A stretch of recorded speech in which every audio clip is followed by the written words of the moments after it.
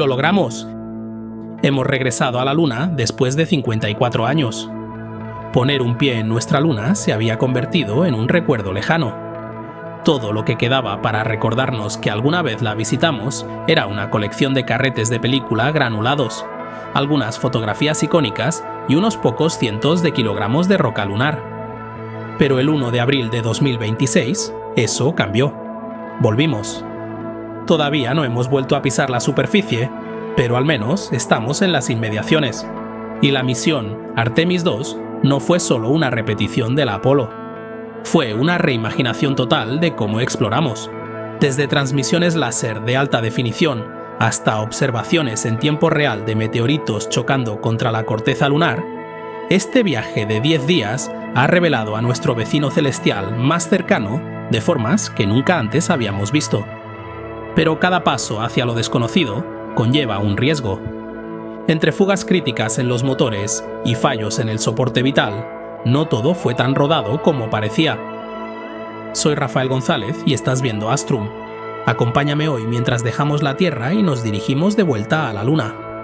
Analizaremos los triunfos, los descubrimientos y las salvaciones por los pelos de la misión Artemis II, que allana el camino para nuestro regreso a la Luna. El 1 de abril de 2026, a las 18:35 EDT, la cuenta atrás llegó a cero y la humanidad se puso de camino de vuelta a la Luna por primera vez en más de 50 años. El cohete SLS produjo unos asombrosos 39,1 millones de newtons de empuje al despegar desde el complejo de lanzamiento 39B en el Centro Espacial Kennedy, impulsando la cápsula Integrity a través de la barrera del sonido en cuestión de segundos. En su interior, el comandante Reed Wiseman, el piloto Victor Glover y los especialistas de misión Christina Koch y Jeremy Hansen fueron comprimidos contra sus asientos por fuerzas que alcanzaron casi los 4G. La Artemis II estaba por fin en camino. En menos de 9 minutos, la tripulación ya estaba en órbita alrededor de la Tierra. Pero no se dirigían directamente a la Luna. En su lugar, pasaron las primeras 24 horas en esta órbita terrestre elíptica alta en un viaje designado como crucero de prueba. Esta fue una fase de pruebas crítica, asegurándose de que cada sistema funcionara como debía antes de avanzar hacia el espacio profundo. Después de todo, era la primera vez que 4 seres humanos vivían y respiraban dentro de la arquitectura Orion. Necesitaban asegurarse de que funcionaba correctamente antes de abandonar la relativa seguridad de la órbita terrestre. La tripulación realizó comprobaciones en el sistema de control ambiental y de soporte vital, supervisando el depurador diseñado para extraer el dióxido de carbono y el vapor de agua del aire de la cabina. Parece una comprobación rutinaria, pero en microgravedad, el dióxido de carbono es un asesino silencioso. Sin la convección que tenemos en la Tierra, el dióxido de carbono no se dispersa. Se acumula en bolsas estancadas justo delante de tu cara. Si la ventilación falla, podrías asfixiarte literalmente estando bien despierto. Un pensamiento aterrador cuando estás a miles de kilómetros de cualquier posible rescate. Poco más de 3 horas después del inicio de la misión, la tripulación también realizó operaciones de proximidad, en las que utilizaron la etapa de propulsión criogénica provisional desechada como objetivo de referencia, maniobrando la Orion a corta distancia para simular los procedimientos de acoplamiento necesarios para las misiones Artemis 3 y 4. A lo largo de 70 minutos, realizaron repetidamente maniobras controladas de aproximación y retirada, recopilando datos de navegación precisos. Aquí fuera en el espacio, la tripulación no tenía GPS en el que confiar, solo la física del motor y la firmeza de la mano del piloto Victor Glover. Sin embargo, incluso esta fase temprana no estuvo exenta de contratiempos. Poco después del lanzamiento, la tripulación se dio cuenta de que una válvula de su dispensador de agua se había cerrado sola debido a las inmensas fuerzas G. Una válvula defectuosa significaba que la tripulación no podía contar con obtener agua de los tanques principales de la forma habitual, así que extrajeron manualmente 7 litros de agua en bolsas de reserva utilizando jeringuillas y pajitas solo para asegurarse de que tendrían suficiente para beber durante el resto de la misión. Aún más preocupante fue una fuga descubierta en los colectores de helio, una parte del cohete utilizada para presurizar el sistema de propulsión. Se observó que la tasa de fuga era un orden de magnitud superior a cualquier cosa vista durante las pruebas en tierra. Pero afortunadamente, los controladores de la misión determinaron que todavía estaba dentro de los límites de seguridad aceptables. A pesar de todos estos problemas, flotar en el espacio debió de ser un sueño hecho realidad para los astronautas. Sin duda, les tengo envidia. Me encantaría experimentar la sensación de ingravidez. La siguiente etapa de la misión comenzó el 2 de abril, cuando el motor del módulo de servicio de la nave Orion se encendió para la maniobra de inyección translunar, una ignición de 6 minutos que aceleró a la Orion hasta casi los 40.000 km por hora, lo suficiente para escapar de la gravedad terrestre.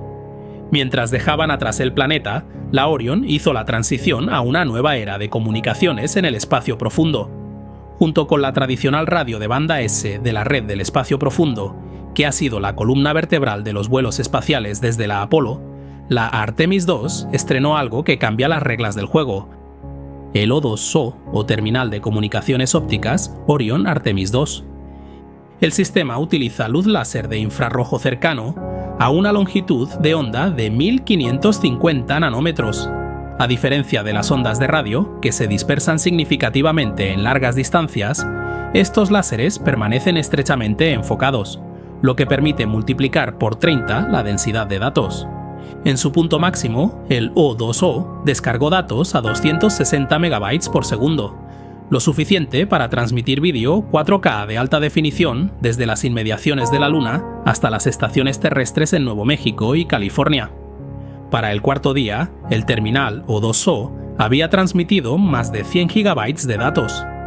Entre estos archivos se encontraba la ya famosa foto Hola Mundo, capturada por el comandante Wiseman a través de la ventana de la Integrity. Muestra la Tierra como una esfera oscura iluminada solo por un borde de luz fino y nítido como una cuchilla mientras eclipsa al Sol. Para capturar los tenues detalles del lado nocturno de la Tierra, Wiseman tuvo que forzar su cámara Nikon D5 a un asombroso ISO de 51.200 con una velocidad de obturación de 1/4 de segundo. La cámara es tan sensible que también vio algo que el ojo humano solo podría soñar: el etéreo resplandor verde de las auroras brillando en los polos y el planeta Venus como un destello plateado brillante en la esquina del encuadre. Incluso se puede ver nuestra atmósfera con la luminiscencia atmosférica de los átomos de sodio excitados iluminando su mismo borde, y la luz zodiacal del polvo espacial que refleja la luz solar, un fenómeno que normalmente solo se ve en los cielos más oscuros de la Tierra. Esta, a mi parecer, es una de las imágenes más bellas jamás capturadas por la mano humana, y fue la primera de muchas a medida que la misión avanzaba. Pero aunque la vista desde la ventana de la Integrity era espectacular, era lo que la tripulación no podía ver, lo que suponía una gran amenaza. Cuando la Integrity abandonó el paraguas magnético protector de la Tierra, la tripulación se enfrentó al peligro invisible de la radiación del espacio profundo. La radiación más allá de la órbita terrestre es hasta 100 veces más potente que la que experimentamos en el suelo, y consiste en rayos cósmicos galácticos y eventos de partículas solares. Para rastrear esto, la Orion estaba equipada con 6 evaluadores de radiación electrónicos híbridos y 4 detectores especializados llamados M42 e XT, que contaban con 6 veces la resolución de los modelos anteriores para distinguir entre protones e iones pesados peligrosos. Pero ¿por qué querían rastrearla con tanta precisión? Bueno, la radiación puede tener un gran impacto en el cuerpo humano, y no entendemos completamente cómo, particularmente en el espacio. La Artemis II dio a la NASA la oportunidad de observar los impactos biológicos de ir a la Luna. En la cabina viajaban chips de tejido, parte de la investigación Avatar, que son las siglas de respuesta analógica de tejido de astronauta virtual. Estos chips, aproximadamente del tamaño de una memoria USB, contenían células humanas vivas cultivadas para imitar las estructuras del corazón, los pulmones y la médula ósea.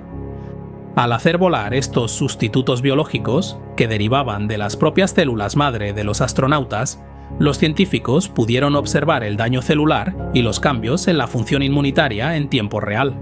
Más adelante en la misión, se suponía que la tripulación practicaría una maniobra de refugio, moviendo equipos y bolsas de agua para crear una barrera gruesa en los compartimentos de almacenamiento, aunque esta demostración finalmente se acortó para dejar espacio a otras pruebas. En caso de una tormenta solar severa, la sala de seguridad sería su única protección contra el síndrome de irradiación aguda, que puede causar síntomas que van desde náuseas y quemaduras en la piel hasta riesgos de cáncer a largo plazo. Es un pensamiento inquietante. 4 humanos acurrucados detrás de bolsas de agua en un compartimento oscuro a millones de kilómetros de ayuda. Cabe preguntarse, ¿vale realmente la pena la Luna ante una apuesta tan aterradora? Bueno, en el 6.º día, cuando la oscuridad dio paso a un horizonte lleno de cráteres que se avecinaba, la tripulación obtuvo su respuesta. Cuando los astronautas de la Artemis asomaron por la ventana el 6 de abril, la Tierra ya no era el mundo más grande a la vista. En su lugar, nuestra pequeña luna dominaba la vista. La Integrity estaba entrando en la esfera de influencia lunar. Pero esto venía acompañado de otra serie de riesgos. Mientras daban la vuelta por la cara oculta de la Luna, todas las comunicaciones se silenciaron. Durante 40 largos minutos, la tripulación estuvo completamente aislada de la Tierra, mientras la propia Luna bloqueaba las señales de radio. Los 4 astronautas estaban verdaderamente solos. Entonces, un chasquido de estática rompió el silencio. Cuando la Integrity superó el limbo lunar, el sistema láser O2O se fijó de nuevo en la Tierra, y las voces de la tripulación regresaron al centro de control de la misión. Integrity, comp check. Habían salido con éxito de la sombra de la Luna, solo para encontrarse más lejos de la Tierra de lo que cualquier ser humano haya estado jamás. A 406.771 kilómetros de casa, acababan de pulverizar el récord de 56 años establecido por la tripulación de la Apolo 13. Este momento dio origen al término alegría lunar, un profundo sentido de conexión humana y asombro mientras la tripulación transmitía descripciones con voz humana, algo que ninguna cámara robótica podría replicar jamás. Christina Koch describió cómo el paisaje lunar se volvía real para ella, señalando cómo la Luna parecía una esponja de luz pasando de un gris eléctrico a un marrón oliva una vez que el brillo de la Tierra entró en su campo de visión. La tripulación utilizó su amplia formación en geología para describir accidentes geográficos como la Cuenca Orientale. Este cráter de impacto de casi 1000 kilómetros de ancho se encuentra en el límite entre la cara visible y la oculta de la Luna. Wiseman lo describió como un anillo anular que parecía un par de labios o un beso en la superficie. La tripulación también observó misteriosos garabatos, accidentes superficiales sinuosos cuyos orígenes siguen siendo un tema de intenso debate científico. Pero la Artemis nunca se trató de solo ver la Luna. Al menos para los astronautas, fue mucho más personal que eso. En medio de la ciencia de alto nivel, la misión se detuvo para un momento de profunda reflexión personal. Mientras pasaban sobre el límite entre la cara visible y la oculta, el especialista de misión Jeremy Hansen solicitó el nombre de 2 cráteres anteriormente sin nombre. El primero recibió el nombre de Integrity, un tributo apropiado a la nave que los llevó allí. Pero fue el segundo nombre el que tuvo más peso, Carol, en honor a Carol Taylor Wiseman, la difunta esposa del comandante Reed Wiseman. Cuando a Carol le diagnosticaron cáncer en 2015, Reed había considerado dejar la NASA por completo para estar a su lado, pero ella no se lo permitió. En su lugar, le impulsó a quedarse en el programa Artemis. Aunque Carol nunca llegó a ver al comandante Wiseman llegar a la Luna, su nombre es ahora una parte permanente de ella. Dentro de la cabina, la tripulación se fundió en un abrazo grupal que fue sentido por millones de personas que lo veían en la Tierra. El cráter Carol es un punto pequeño y brillante de unos 5,6 kilómetros de ancho, situado en el limbo occidental de la Luna. Debido a su posición, es visible ocasionalmente desde la Tierra con un telescopio potente, lo que permite a las hijas de Wiseman, Katie y Ellie, mirar hacia arriba y ver el legado de su madre en su superficie. A mí me parece un maravilloso tributo. Y hubo otro momento conmovedor en esta fase de la misión. Esta es el ocaso terrestre, una estampa imborrable tomada por el comandante Wiseman que evoca la icónica imagen de la salida de la Tierra tomada por el astronauta de la Apolo 8 Bill Landers hace unos 58 años, mientras él también volaba alrededor de la Luna. Realmente te hace apreciar lo especial que es la Tierra y nuestro lugar en el universo. Y todavía hay más imágenes espectaculares en camino. A medida que la Orion se adentraba en la sombra de la Luna, la tripulación experimentó un eclipse solar total desde un punto de vista nunca antes visto por ojos humanos. Durante casi una hora, la Luna, que parecía 5 veces más grande que el Sol, bloqueó el disco solar. Los astronautas utilizaron gafas especiales para eclipses para estudiar la corona del Sol, la capa atmosférica más externa del Sol, que aparecía como un halo brillante alrededor del disco lunar oscuro. En esta imagen de las cámaras de a bordo, notarás un tenue resplandor fantasmal pegado al borde izquierdo de la Luna. Este es el brillo de la Tierra, la luz del Sol que se refleja en nuestro propio planeta para iluminar el limbo lunar. Aún más impresionante, con el resplandor del Sol oculto detrás de la Luna, la tripulación presenció un raro desfile planetario.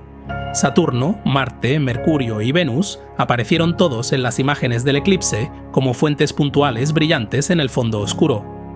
Esta oscuridad también permitió uno de los descubrimientos científicos más sorprendentes de la Luna. Mientras observaban el lado nocturno de la Luna, Weissman y Hanson divisaron rápidos destellos de luz.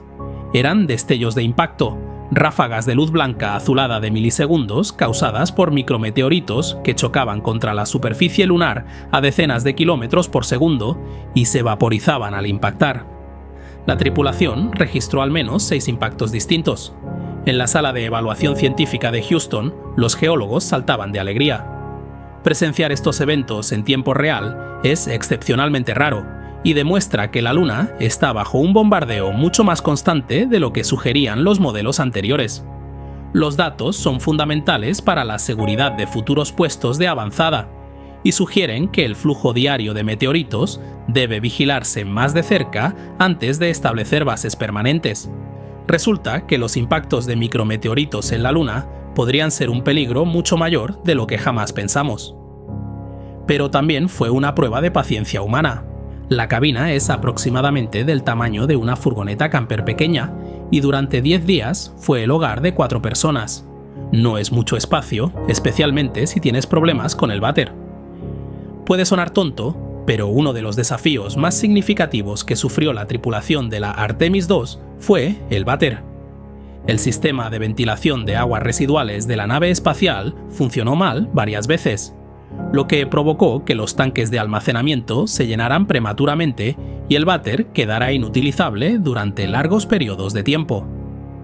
Esto obligó a la tripulación a recurrir a bolsas de reserva para la recogida de orina, una realidad engorrosa y me imagino que ligeramente asquerosa de los viajes al espacio profundo.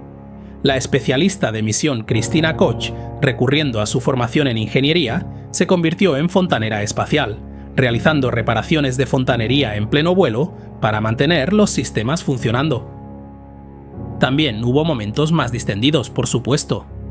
El domingo de Pascua, la tripulación llevó a cabo una búsqueda de huevos en gravedad cero, buscando paquetes de huevos revueltos deshidratados escondidos por la nave espacial. También se les unió Rice, una mascota de peluche diseñada por Lucas G., de 8 años, de Mountain View, California. Rice sirvió como indicador de gravedad cero de la misión, un pequeño peluche con sombrero que se convirtió en una sensación viral, simbolizando la alegría lunar de la misión, y llevando más de 5,6 millones de nombres de personas de la Tierra en una tarjeta SD dentro de su bolsillo. Fue una hermosa conexión con el hogar, pero el hogar todavía estaba a más de 250,000 de kilómetros de distancia, y a medida que la misión volvía hacia la Tierra, el interés de los equipos de tierra se centró en una preocupación creciente en el sistema de propulsión del módulo de servicio. La fuga de helio detectada al principio del vuelo seguía siendo un problema. El helio se utiliza para presurizar los tanques de propulsor, empujando el combustible hacia los propulsores, y cualquier pérdida de presión podría comprometer la capacidad de maniobra de la nave espacial. Como mencioné antes, el administrador asociado de la NASA, Amit Kshatriya, confirmó que la tasa de fuga en vuelo era un orden de magnitud superior a la observada en tierra. Aunque no amenazó la seguridad de la Artemis II, la anomalía forzó un cambio significativo en la hoja de ruta del programa.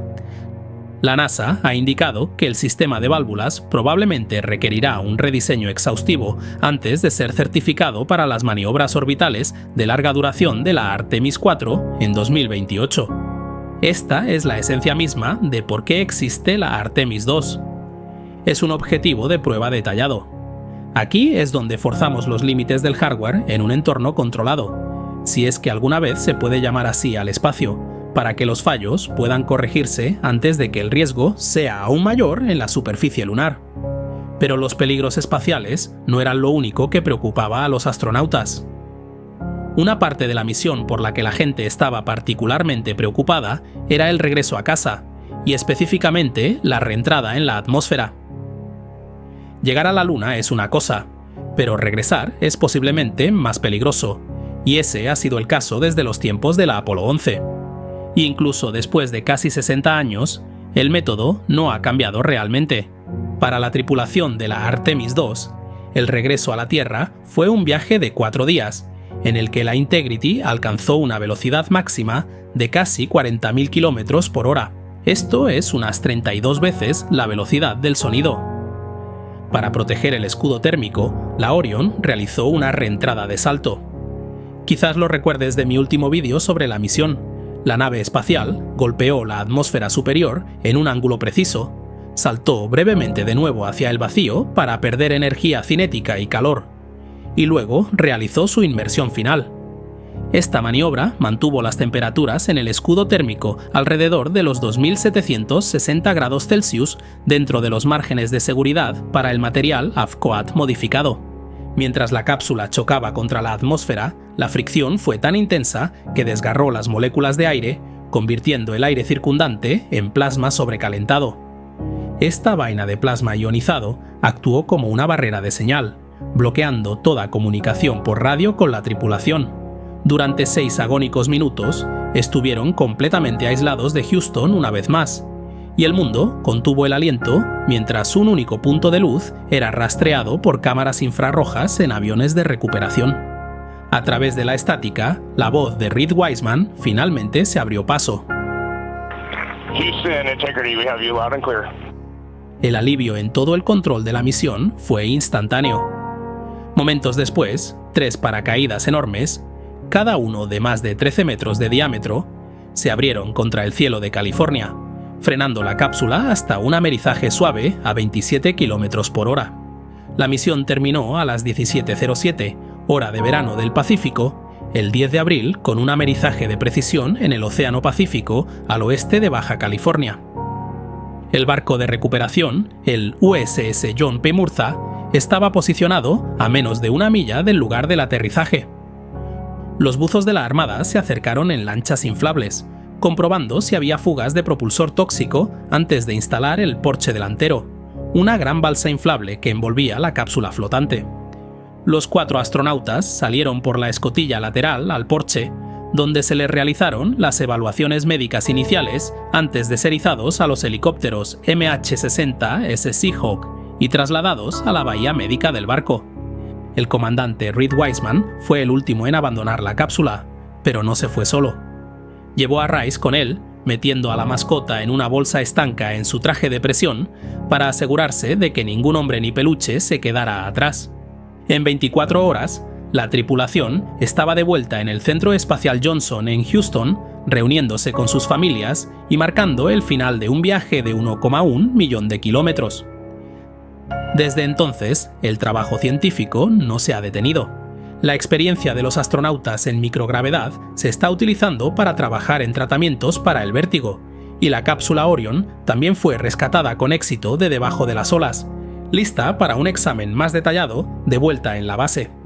Y el siguiente paso, por supuesto, es la misión Artemis III, que aunque inicialmente estaba previsto que fuera una misión de alunizaje, ahora se ha cambiado a una prueba en órbita terrestre baja de los procedimientos de acoplamiento con posibles naves de aterrizaje. Por el momento, no sabemos si será el aterrizador de SpaceX o el de Blue Origin, pero sí sabemos que no ocurrirá hasta finales de 2027, como pronto. Y desafortunadamente, ese no es el único contratiempo. Mientras fijamos nuestra mirada en la Artemis 4 y en los astronautas de la NASA aterrizando en la Luna una vez más, ya estamos viendo problemas con los trajes espaciales de los astronautas. Un informe de la Oficina del Inspector General de la NASA, un organismo de control federal independiente, ha dicho que el desarrollo lleva retraso y corre el riesgo de no estar listo a tiempo. Los nuevos trajes son necesarios porque las versiones actuales de la NASA utilizadas para los paseos espaciales en la Estación Espacial Internacional se diseñaron hace más de 50 años y no han cambiado nada en más de 20. Simplemente no están hechos para los entornos hostiles de la Luna. En 2022, la NASA encargó a 2 empresas, Axiom Space y Collins Aerospace, que propusieran una nueva opción, pero en 2024, Collins se retiró porque no pudieron hacerlo en el tiempo requerido. Mientras que Axiom dice que tendrá demostraciones listas en 2027. El reloj corre de verdad para un posible lanzamiento de la Artemis 4 en 2028. El viaje de la Integrity ha llegado a su fin, pero la era de la Artemis solo está comenzando. Hemos demostrado que nuestros cohetes pueden llegar a la Luna y nuestros láseres pueden transmitir las maravillas del cosmos en 4K, y que el espíritu humano sigue siendo tan curioso como lo era en 1969. Las anomalías que enfrentamos, las fugas y los problemas del váter, no son signos de fracaso, sino la razón misma por la que volamos estas misiones de prueba. Son las lecciones que aprendemos ahora con la Orion, para que las bases permanentes del futuro puedan ser seguras. Mientras la tripulación se reúne con sus familias, dejan atrás una luna que ya no es un fantasma lejano. Es un mundo donde un cráter llamado Carol brilla ahora como un monumento permanente a la memoria humana. La Artemis 3 todavía está algo lejos, pero creo que es justo decir que estamos de camino de vuelta a la Luna. Y esta vez es para quedarnos. No puedo esperar al momento en que veamos a botas humanas tocar la superficie una vez más. Un fuerte abrazo a los mecenas que me apoyan en mi misión de divulgar la ciencia. Suscríbete y deja un me gusta para apoyar el canal. Gracias por tu visita y nos vemos en el futuro.